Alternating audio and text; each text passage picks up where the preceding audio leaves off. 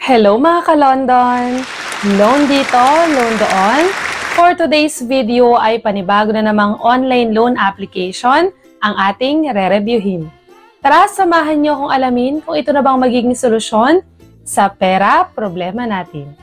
Kung bago ka nga lang pala sa channel na ito ay mag-subscribe ka na at i-click ang notification bell para lagi kang updated sa mga susunod pa nating mga videos. Kahit nakalabas na ng par ang bagyong Karina ay patuloy pa rin tayo nakakaranas ng pag-ulan at ang iba ay bumabaha pa rin sa kanilang lugar. Sana po ay safe kayo at sana ay nasa mabuti kayong kalagayan. Ngayong araw ay magre-review na naman tayo ng panibago na namang online loan application na sana ay makatulong sa oras ng pangailangan lalo na ngayon sa panahon ng kalamidad. Dito sa ating review ay tuturuan ko kayo ng step-by-step procedures kung paano ba mag-loan at kung magkano na lang ang makukuha natin sa amount na ilo-loan natin. At kung desidido ka na ngang mag-loan at kailangan mo talaga ng pera, ay siguraduhin lamang na ilimit mo lang sa 3 hanggang 5 contacts ang nasa phone book ng iyong cellphone para kung sakaling mag-message, yung mga agent ng OLA ay hindi lahat masenda ng messages. At ang OLA na re-review natin ngayong araw ay ang Peso Online Pro. Ito sa OLA na ito ay mataas daw ang approval rate at mataas din ang ratings nito sa Play Store. Pwede kang mag-loan basta ikaw ay 18 years old and above at isang ID lang ang kailangan. Pwede kang mag-loan ng mula 2,000 pesos hanggang 20,000 pesos na pwede mong bayaran mula 91 days up to 120 days. Maganda ang pinapakita ng ads at ng OLA na ito. Pero syempre, dapat tingnan muna natin at panoorin nyo itong video hanggang dulo para makasigurado kayo kung legit ba talaga o hindi. At bago nyo nga i-download ito ay panoorin nyo muna talaga itong video na ito. Dito nga rin pala sa OLA na ito ay 0 ang transaction fee. At dito, iabutin lang daw ng 3 minutes ang pag-a-apply mo. Kaya wag na nating patagalin pa, simulan na natin. So, ayan nga, in-install ko na at eto na ang lumabas. So, nagbago yung amount na pwedeng i-loan. Mas tumaas pa. So, pwede tayong mag-loan ng up to 30,000 pesos. Na pwede daw nating bayaran ng up to 91 days or 3 months. So, apply now na natin. At mag-register na nga tayo gamit ang ating phone number para makapag-send ng verification code. After nun is continue na agad tayo. Dito ay maglalagay din ng password tapos i-click lang yung box para sa kanilang privacy agreement. And then, register na tayo. So ayan na, i-click ko na yung apply now. Sobrang simple lang ng kanilang homepage. At dito ay 4 steps lang ang kailangan nating sagutan. At una na nga dyan ang address information. So, lalagay lang natin yung ating residence, tapos yung detailed address, itatype natin dyan. Tapos yung pipili tayo ng residential ownership. At next ay dito na nga agad tayo sa emergency contact. So, ilang kayang contact reference ang kailangan nila dito sa OLA na ito? So, kailangan nating magbigay ng 5 contact references. So, ilalagay lang natin kung kaano-ano natin yung contact reference na nilagay natin. And then yung name at telephone or phone number. At step 3 na agad tayo, ito ay ang job information naman. So dito, kailangan ilagay yung or pumili ng industry category, company name, ilalagay, working experience, payday 1, payday 2, monthly income, company address at saka detailed address. At ito yung mga pwedeng pagpilian sa industry. Pwede ang housewife, student, fisherman, farmer, at marami pang iba. At step 4 na nga, last step na ito, at ito na yung usage of loan. So, nakalagay dyan kung ano yung mga pwedeng pagpilian. For daily consumption ba, digital products consumption, houses, tenancy, medical costs, at marami pang iba. So, dito naman, ilalagay din natin yung ating email address. Sa email naman, dapat siguraduhin nating active ito at nakaka-receive ng mga messages.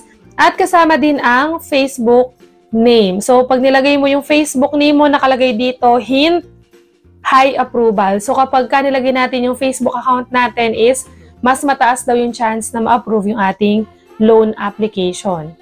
Tapos kailangan din ng Messenger or Viber. Tapos backup phone number or additional phone number. Tapos yung religion.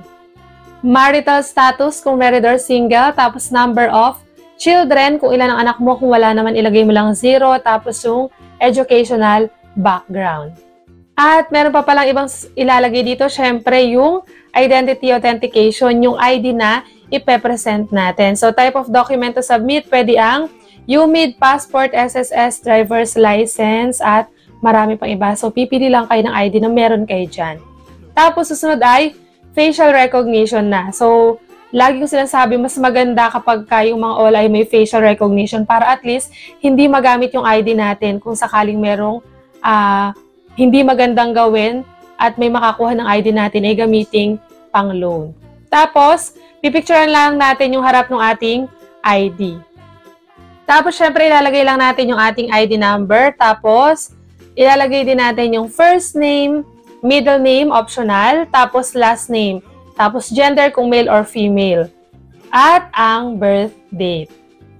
I-confirm lang natin at next na itong face authentication. So, face in the frame, please make sure your face is clear.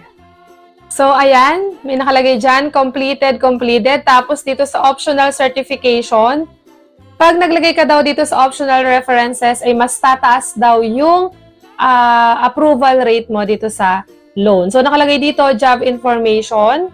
Tapos, nakalagay dito, pwedeng employment card or payslip. Tapos, other pa na info na pwede mong mailagay. Tapos, kung ikaw naman ay business owner, so business information, pwede mo ilagay dyan is business permit or other business information. At ayan na nga, submitted successfully. At ayan na, nakalagay dito, reviewing na yung ating loan. So, maghihintay lang tayo kung ma-approve ba tayo o hindi. At after nga ng ilang hours na paghihintay is na-approve na yung aking loan. So, nakalagay dito, apply for withdrawal. At dito na nga tayo sa pagpipilian kung magkano ba yung ilo-loan natin at kung ilang days natin siya babayaran. So, dito, pwedeng mag-loan, nakalagay dito ng ang 7,000 at ang pinakamababa is 2,000 pesos. At mahahati daw sa dalawa yung repayment method mo. At nakalagay nga dito sa may baba na you can choose the required amount and loan date according to your needs. Tapos, repay on time, you can get a higher loan amount. So, pag nakapagbayad daw tayo on time, sa susunod na paglo-loan mo is mas tataas na yung credit limit mo. At eto na nga po yung ating confirm loan information. So, lagi nating titignan ng maigi at babasahin ng maayos kung ano ba ang nakalagay dyan sa loan details natin. So, nakalagay, loan amount is 2,000 pesos. Tapos, fake news po yung pwedeng bayaran ng up to 90 days kasi ang loan term dito is 7 days lang. So, 7 days lang kailangan mo nang bayaran yung niloan mo. Tapos, ang ibibigay lang sa'yo or yung makukuha mo lang na amount is 1,240 pesos dahil yung service fee niya ay 760 pesos. So, sabi niya dito, zero daw ang transaction fee. Sabi ko sa video kanina, tama? Pero, meron pala silang service fee na 760 pesos. Tapos, yung repayment date, repayment amount.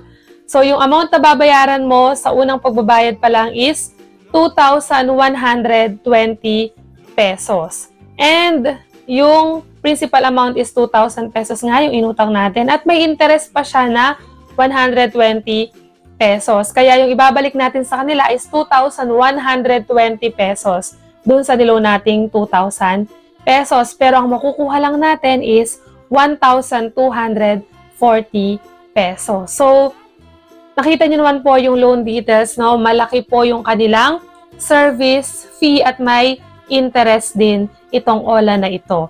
So, kung nangangailangan talaga kayo ng pera at need na need nyo na ngayong araw, nasa inyo pa rin po yung desisyon kung itutuloy nyo pa rin yung paglo-loan sa online loan application na ito. At dito na nga po natatapos ang ating review. Hanggang sa muli mga ka-London! Bye-bye!